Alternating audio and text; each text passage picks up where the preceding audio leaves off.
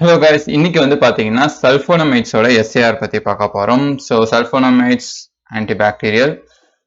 So general structure பாத்தீங்கன்னா sulfanilamide தான் அதோட மினிமம் ரெக்யர்மெண்ட் ஸ்ட்ரக்சர். ஸோ சல்ஃபானிமைடை ஸ்பிளிட் பண்ணோம் அப்படின்னா நம்மளுக்கு வந்து சல்ஃபோன் அனிலின் அமைடு வரும். ஸோ சல்ஃபோன் குரூப் அப்படின்றது இந்த SO2 இருக்கு இல்லையா, இதுதான். So S double bond O அது சல்ஃபோன்.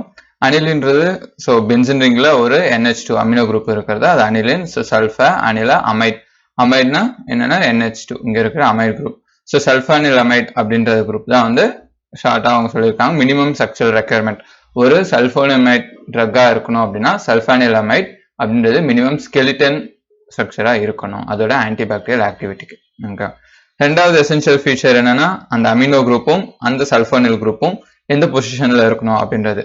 ஸோ சல்ஃபோனில் குரூப் வந்து 1 பொசிஷன்ல இருக்கணும், அதாவது பென்சின் ரிங்ல ஃபர்ஸ்ட் பொசிஷன் அட்டாச் ஆயிருக்கணும்.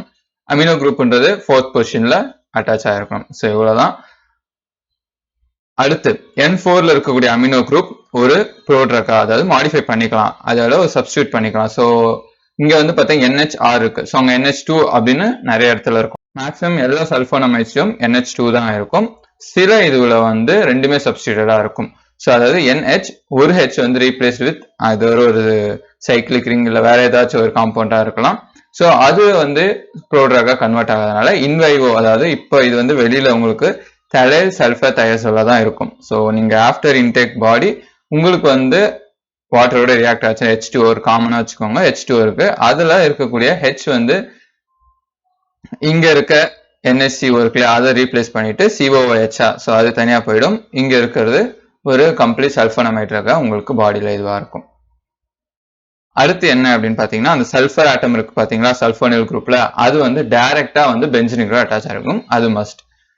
அடுத்த point replacement of benzene ring by other ring system. So இங்க இருக்கிற இந்த பென்சின் ரிங் இருக்கு இல்லையா, ஸோ அந்த ரிங் வேற சிஸ்டம், வேற ஏதோ ஒரு ஹெட்ரோசைக்கிளோ இல்ல ஒரு 5 மெம்பர் ரிங் இல்ல வந்து ஒரு 7 மெம்பர் ரிங், ஸோ அந்த மாதிரி நீங்க போட்டீங்கன்னா அது அதோட ஆக்டிவிட்டி அபாலிஷ் பண்ணும் இல்ல டிக்ரீஸ் பண்ணும் அப்படின்றாங்க.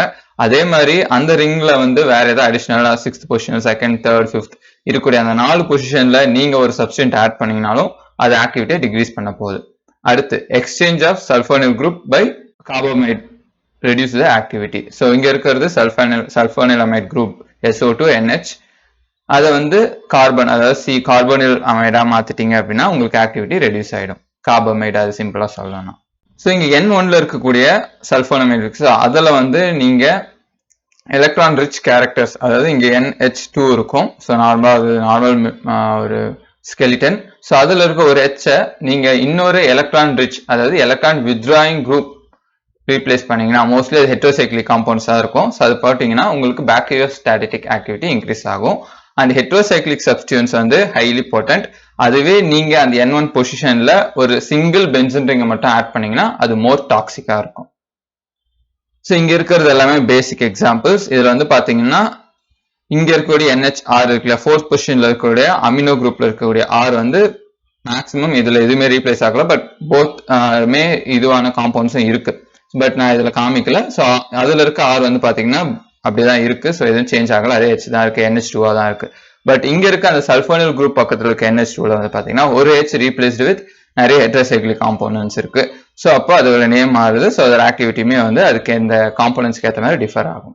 ஸோ அடுத்த பாயிண்ட் என்ன அப்படின்னு பாத்தீங்கன்னா இங்க கூட இந்த NH2 குரூப் இருக்கு இல்லையா, அதாவது free aromatic amino group aniline ring சொன்னேன் இல்லையா, ஸோ அந்த அமினோ குரூப் சல்ஃபோனில் குரூப்புக்கு பேரா பொசிஷன்ல தான் இருக்கணும். ஸோ அதாவது மெட்டா பொசிஷன்லயோ ஆர்த்தோ பொசிஷன்லயோ இருந்துச்சுன்னா அதோட ஆன்டிபாக்டீரியல் ஆக்டிவிட்டி டிவைட் ஆகும் அப்படின்னு சொல்றாங்க. அடுத்து PK வேல்யூ மென்ஷன் பண்ணிருக்காங்க. PK வேல்யூ 6.6 to 7.4ல இருந்துச்சுன்னா சல்ஃபோனுமே அயனைஸ் ஆகும். ஸோ அயனைஸ் ஆகும்போது உங்களுக்கு அது ஆக்டிவ் ஃபார்முக்கு வந்துடும். ஸோ இது இன்வைவோல. ஓகேங்களா. அடுத்து இந்த பென்சின் ரிங்ல நம்ம ஏதாச்சும் ஒரு சப்ஸ்டியூஷன் பண்ணாலோ அது இன்ஆக்டிவா மாறிடும் அப்படின்னு சொல்றாங்க. ஆல்ரெடி இந்த பார்த்த பாயிண்ட் தான். ஸோ அடுத்து என்ன அப்படின்னு பாத்தீங்கன்னா இங்க இருக்கக்கூடிய இந்த சல்ஃபோனில் குரூப்பை சல்ஃபோனிக் ஆசிடா மாத்தீங்கன்னா ஆக்டிவிட்டி கம்ப்ளீட்டா டிஸ்ட்ராய் ஆயிடும். இதுவே அதை சல்ஃபனிக் SO3H மாத்தினா ஆக்டிவிட்டி டிக்ரீஸ் ஆகுது. SO2H வச்சுட்டு அந்த பக்கம் இருக்கக்கூடிய அந்த தெர பொசிஷன்ல இருக்கிற அந்த NH4 இருக்கு இல்லையா, அதாவது NH2 இருக்கு இல்லையா, சாரி, அதுல வந்து நீங்க அசைலேஷன் பண்ணீங்க அப்படின்னா ஆக்டிவிட்டி ரிட்டைன் ஆகும் அப்படின்னு போட்டிருக்கு.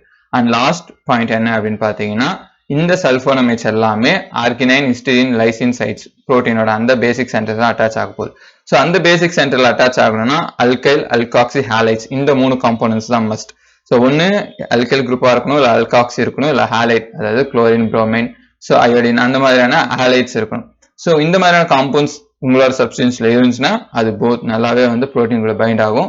ஸோ புரோட்டீன் கூட பைண்ட் ஆகும்போது அவைலபிலிட்டி, அதோட ஹாஃப் லைஃப் எதுவுமே வந்து இன்க்ரீஸ் ஆக போகுது. ஸோ இதை பேஸ் பண்ணி சப்ஸ்டிடியூன்ஸ் வந்து சேஞ்ச் ஆகலாம். ஸோ அண்ட் இதோட சல்போனமேட்ஸோட SAR முடியுது. அண்ட் இந்த மாதிரி வீடியோஸ்க்கு லேர்ன் ஃபார்மசி தமிழை ஃபாலோ பண்ணிக்கோங்க.